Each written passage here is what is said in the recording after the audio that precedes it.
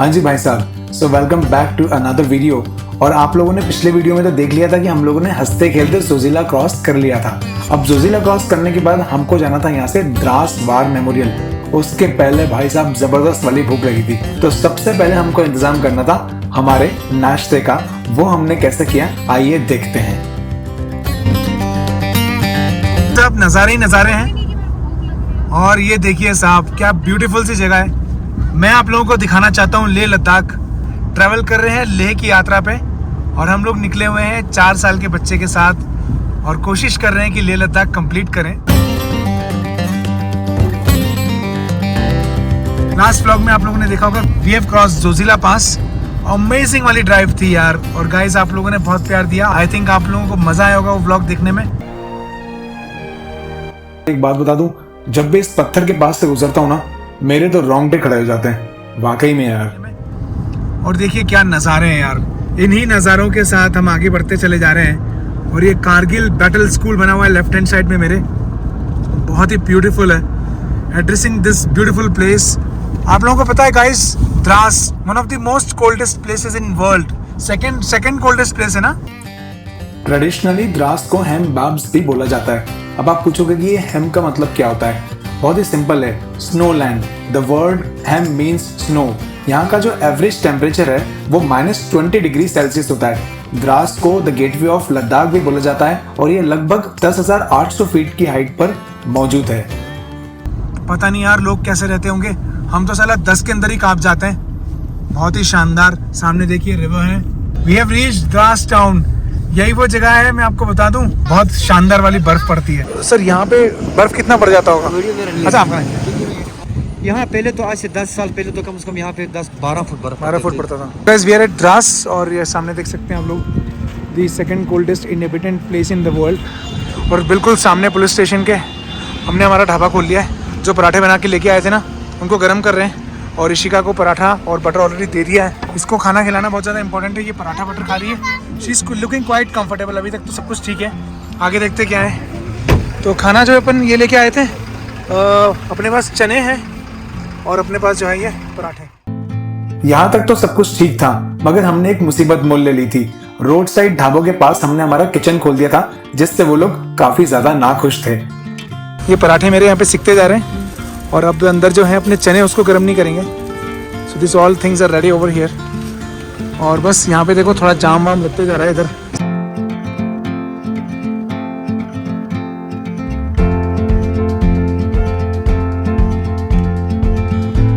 और ये देखो मेरे हाथ में यार छोले, मतलब चने, काले चने और पराठे, और साथ में पियेंगे गर्मा गर्म चाय।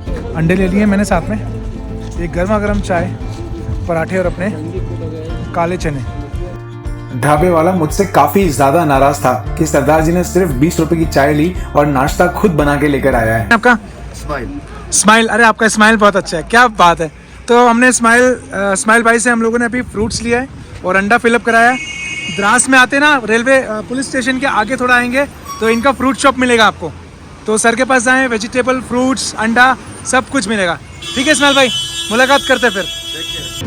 स्माइल भाई की दुकान से फ्रूट्स खरीदने के बाद मुझे ये एहसास हुआ कि काश मैंने उस ढाबे वाले की दुकान से भी कुछ खा लिया होता, तो वो भी स्माइल भाई की तरह आज स्माइल कर रहा होता। भाई यहाँ पे बहुत डस्ट है, मुंह ढक के रखना बहुत ज़्यादा इंपॉर्टेंट है। सो गाइस निकल चुके हैं, ब्रेकफास्ट वगैरह सब कुछ हो गया है एंड ये जो हमारी जर्नी है वो शुरू हो चुकी है। अब हम लोग यहाँ से जा रहे हैं कारगिल वार मेमोरियल। सो द्रास से करीब 5-7 किलोमीटर के डिस्टेंस पे है कारगिल वार मेमोरियल। सभी लोगों को पता है, तो मुझे ऐसा लगता है कि आपको उसे मिस नहीं करना चाहिए। द्रास साइबेरिया के बाद सबसे ठंडा क्षेत्र। द्रास श्रीनगर लेह हाईवे को जोड़ता है। लेह या श्रीनगर आने जाने वाले इससे होकर ही गुजरते हैं। यह साइबेरिया के बाद सर्वाधिक ठंडा रिहायशी इलाका है। सर्दी में औसतन यहाँ का तापमान -45 चला जाता है। वहीं 1995 में सबसे कम -60 आंका गया था। जाएंगे रास्ते में तो ये लामा एरियो और ये कारगिल, कांगराल, ये सारी चीजें आएंगी, आप लोग देख सकते हैं।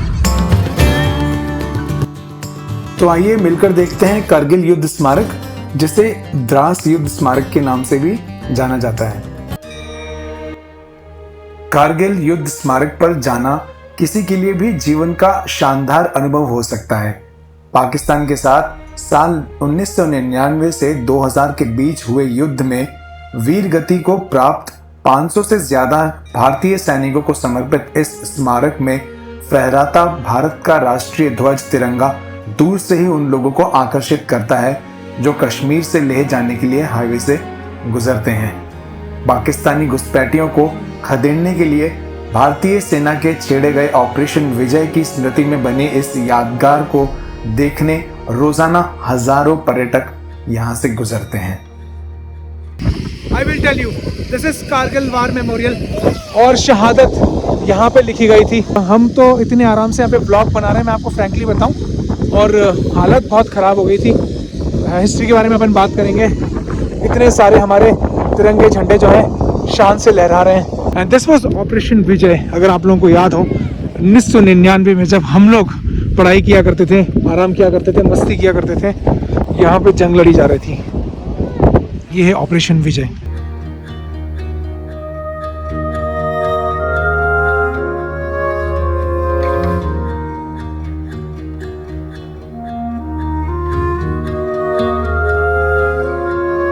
अब अपन आगे बढ़ रहे हैं वीर भूमि की तरफ। बारिश हो रही है, ऊपर है टॉलीलिंग टॉप जिसे फतेह किया गया था।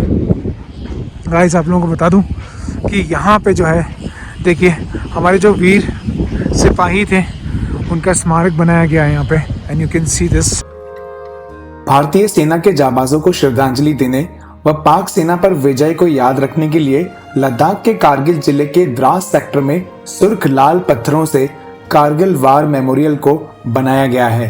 हर साल 26 जुलाई को शहीदों को श्रद्धा सुमन अर्पित किया जाता है। छोटे छोटे पत्थरों पर शहीदों के नाम उकेरी गई कतारबद्ध शिलाएं लगी हैं, जिन्होंने देश की रक्षा में अपने प्राणों को न्यौछावर कर दिया था। Raghbir Singh, there are so many, Praveen Kumar Singh, मतलब इतने लोगों ने बलिदान दिया है आपको और मुझे खुश रखने के लिए। गाइस इस चीज़ की अहमियत को समझना चाहिए। अगर अभी भी आप अपने देश के प्रति आपके मन में खटास है तो मुझे ऐसा लगता है निकाल देना चाहिए। इसे देखिए, इनके परिवारों के बारे में सोचिए, इनके फ्यूचर के बारे में सोचिए, what they have done, and we are here standing in 2023 standing with freedom only and only because of these people. और ये तिरंगा झंडा, भारत माता की जय, जय हिंद, वंदे मातरम। ऐसा है ना कि यहाँ पे जब आओ तो जज्बात अपने आप बाहर आने शुरू हो जाते हैं आपके।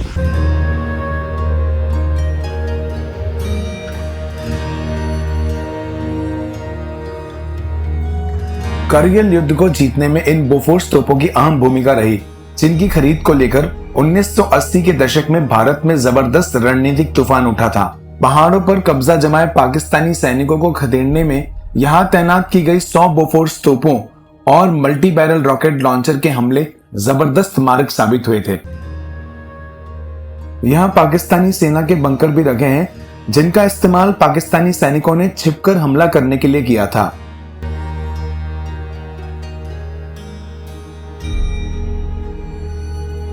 मेरा नाम सिपाही जीवन है। मैं आप सभी का इस कारगिल वॉर मेमोरियल में हार्दिक अभिनंदन करता हूं। ये वॉर मेमोरियल नवंबर 2004 को भारतीय सेना द्वारा बनाया गया था।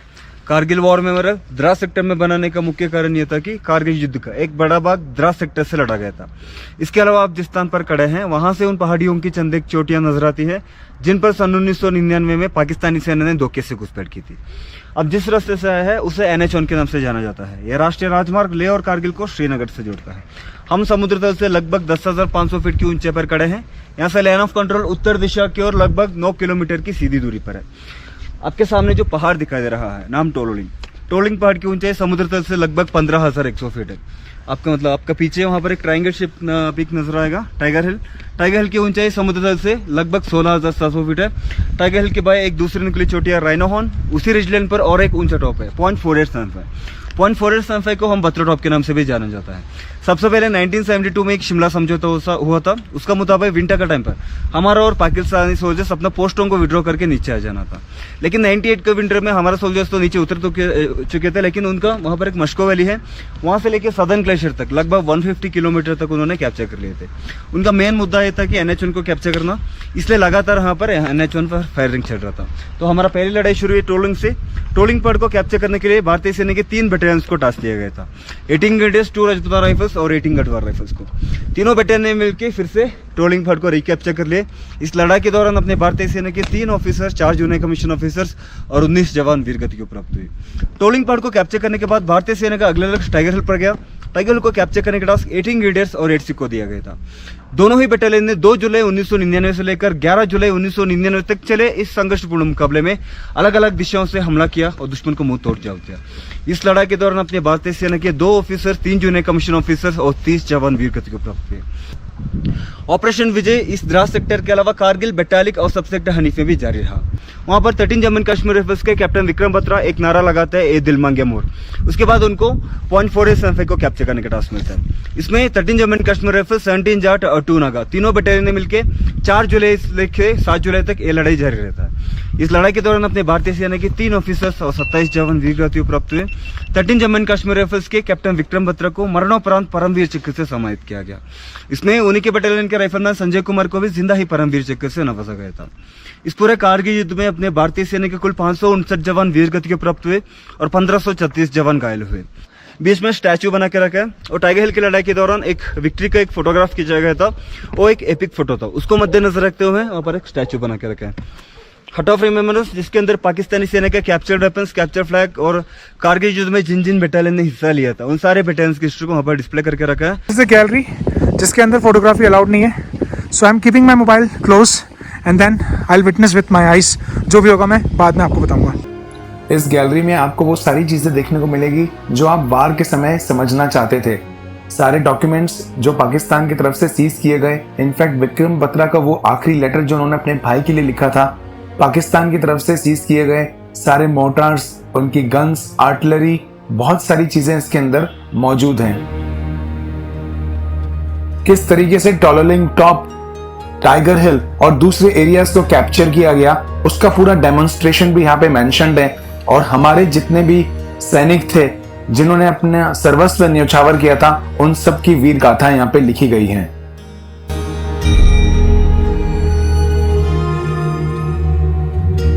गाइस यहाँ पे मौसम जो है खराब हो चुका है और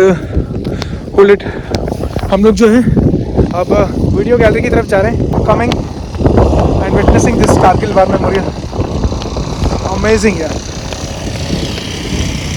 guys this is a souvenir shop.